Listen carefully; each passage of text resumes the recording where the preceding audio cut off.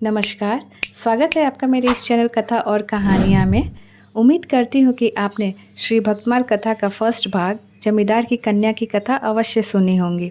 अगर नहीं सुनी है तो प्लीज़ जाकर इसे सुनिए, तभी आपको सेकेंड पार्ट अच्छे से समझ में आएगा। तो चलिए अब हम राजा की कन्या की कथा शुरू करते हैं। सिलपिल्ले की भक्त राजकन्या को विषय सुखों से पूर्ण वैराग्य हो गया था। भक्तमाल में इसके नाम का वर्णन नहीं है, परंतु संतों ने इसका नाम चंद्रलेखा बताया है। इसका विवाह बाल्यकाल में ही एक लड़के के साथ निश्चित कर दिया गया था, परंतु अभी गौना नहीं हुआ था। गौना अर्थात विवाह के पश्चात पत्नी को अपने माता पिता के घर से पहली बार पति अपने घर लेके जाता है। गौना होने तक लड़की अपने माता पिता के ही घर में रहती है। चंद्रलेखा अपने माता पिता के साथ ही रहती थी। उसे यह भी नहीं पता था कि उसका विवाह तय हो चुका था। चंद्रलेखा के चित्त की वृत्तियाँ श्री सिलपिल्ले भगवान की सेवा में लगी रहती थी। उसे विवाह करने की इच्छा नहीं थी। उसका हृदय तो वैराग्य के रंग में रंगा हुआ था, परंतु अब पिता ने बाल्यकाल में ही विवाह निश्चित कर दिया था, तो यह जानकर लोक लज्जा के कारण वह कुछ नहीं बोली। जब उसकी विवाह के योग्य उम्र हो गई तब विवाह हुआ और उसके बाद गौने की विदाई करने उसके पतिदेव आए। चंद्रलेखा का विवाह जिससे हुआ वह और उसके घर के सभी लोग भक्ति से विमुख थे। राजा की बेटी थी। गुप्तचरों से पता चला कि यह लड़का और उसके घर वाले सभी भक्ति से विमुख है। अब विवाह और गौना हो चुका था, अतः घर वालों ने उसको अपने पति के साथ विदा कर दिया। अपने ठाकुर जी को जिस पिटारी में रखा था उसे हृदय से लगाए हुए चंद्रलेखा अपने पति के साथ ससुराल को जाने लगी। रास्ते में उसका पति उसके पास आया और वार्तालाप करने का कोशिश किया। चंद्रलेखा ने देखा कि ना तो इसके गले में तुलसी की माला है, न मुख पे हरि नाम है और ना कोई भक्ति के लक्षण हैं। हृदय में सोचने लगी कि हे प्रभु, ये कैसे विमुख का संग हमें मिल गया है। चंद्रलेखा ने अपने पति से कहा, हमारा स्पर्श मत करना। पति ने कहा, स्पर्श क्यों ना करे, आप हमारी पत्नी हैं। चंद्रलेखा ने कहा कि मैं एक रोगी हूँ। मेरे हृदय में ऐसा रोग लगा है कि यदि तुम्हें लग गया तो तुम किसी काम के नहीं रहोगे। मुझे छूना मत, अन्यथा तुम्हें भी यह रोग लग जाएगा। पति ने पूछा कि आपको ऐसा कौन सा रोग है जिसके कारण हम आपको स्पर्श नहीं कर सकते। चंद्रलेखा ने कहा कि यदि आप मुझसे बात करना चाहते हो तो पहले अपने हृदय में भगवत भक्ति की चाहना करो।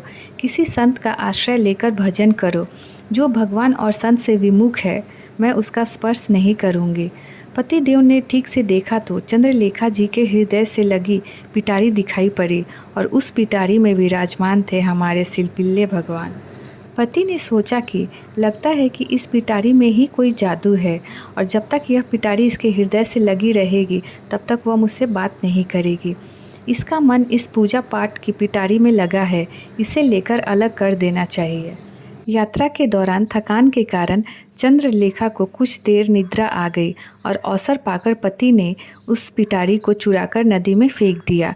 चंद्रलेखा ने जागने पर देखा कि ठाकुर जी और पिटारी नहीं है। बहुत ढूंढा पर नहीं मिले। पहले ही चंद्रलेखा को भक्ति से विमुख पति मिलने का दुख था और अब जिनका आसरा था वह ठाकुर जी भी नहीं दिखाई पड़ रहे हैं।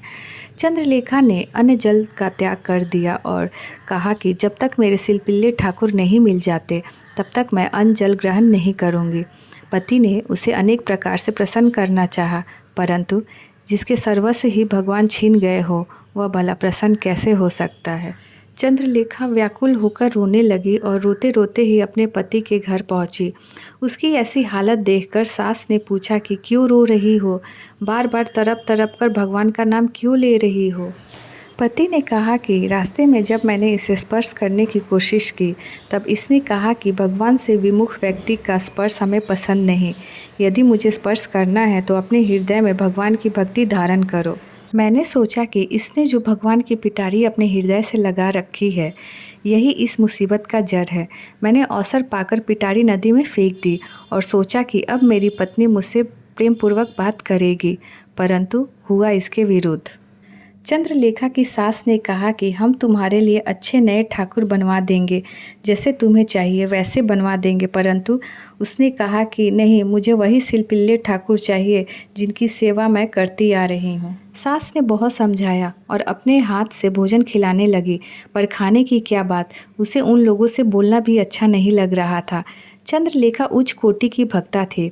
उसने कभी भी अपनी सास से यह नहीं कहा कि यह सब अनर्थ उसके पति के कारण हुआ है, बल्कि वह यह कहती कि मुझसे ही कोई अपराध हो गया कि मेरे प्रभु मुझे छोड़कर चले गए। सच्चे भक्त की यही पहचान है। चंद्रलेखा की सास ने सोचा कि उसने अन्न जल त्याग दिया है और यदि यह मर गई तो हम इसके घर वाले को क्या जवाब देंगे। घर वालों ने कहा, हम सब तेरे पाँव पड़ते हैं, अब तू जो कहेगी वैसा ही हम करेंगे। चंद्रलेखा ने कहा, आप हमें वहीं लेकर चलो जहाँ पर मेरे प्राण प्यारे सिलपिल्ले भगवान को नदी में मेरे पति ने डाला। घर वाले चंद्रलेखा को लेकर नदी किनारे गए जहाँ जल में पिटारी फेंकी गई थी। पति ने कहा कि यह वही जगह है जहाँ उस पिटारी को मैंने फेंका था। प्रभु का स्मरण आते ही उसे चक्कर सा आ गया और वह मूर्छित होकर भूमि पर गिर पड़ी। किसी तरह मूर्छा दूर होने पर उसके नेत्रों से अश्रुधारा बहने लगी और वह अत्यंत दुखित स्वर में अपने प्राणनाथ सिलपिल्ले भगवान को पुकारने लगी। भगवान श्याम सुंदर तो भक्तों के वश में रहते हैं। भक्तिवश भगवान भी चंद्रलेखा की ओर खींचे चले आए। भक्ता चंद्रलेखा की दीन पुकार सुनते ही सिलपिल्ले भगवान दौड़कर उसके हृदय से आ लगे। उनके साथ वह पिटारी भी आ गई।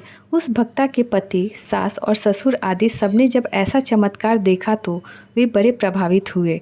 उस भक्ता ने अपनी भक्ति से उन सब भगवान से विमुख लोगों को भक्त बना दिया। वे सभी कहने लगे कि हम सबके भाग जग गए जो ऐसी बहू घर आई।